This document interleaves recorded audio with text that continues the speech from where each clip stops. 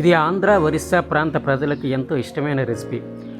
సాధారణంగా పాలుతో తయారు చేసే అనేక పిండి వంటలు ఉండొచ్చు, కానీ ఇది ప్రకృతి నుండి లభించే ఒక రకమైన దుంపతో తయారయ్యే వంటకం ఇది.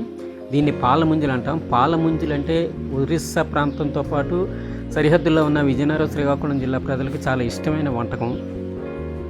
వేసవికాలంలో ఈ పాల పౌడర్ అంటారు. ఈ పాల పౌడర్ లభిస్తుంది. పార్వతీపురం, శ్రీకాకుళం, రాయగడ ప్రాంతాల్లో చాలా కిరాణా షాపుల్లో ఈ పాలపొడి అమ్ముతారు. ఇది అడవిలో ఒక రకమైన మొక్క నుండి లభించే ఒక రకమైన దుంప నుండి తయారు చేసే పాలపొడి ఇది. ఈ పాలపొడితో ఉత్తరాంధ్ర ప్రజలు తయారు చేసే పాలముంజలు ఆరోగ్యానికి ఎంతో మంచిదనేసి నమ్ముతారు. చల్లదనం కూడా లభిస్తుంది. సాధారణంగా వేసవికాలంలో ఈ వంటకం తయారు చేసుకొని తినడం వల్ల శరీరానికి చల్లదనం లభిస్తుందనే ఒక నమ్మకం.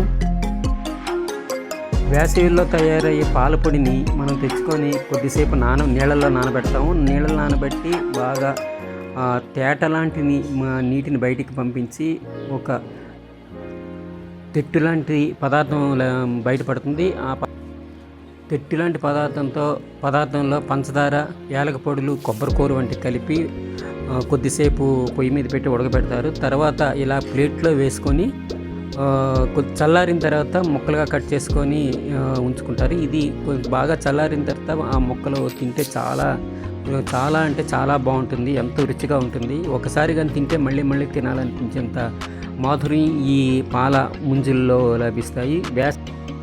వేసవిలో హీట్ని తగ్గించే ఈ పాల ముంజలు ప్రతి ఒక్కరు తప్పనిసరిగా ఒక్కసారైనా తినాల్సిన అవసరం ఉంది.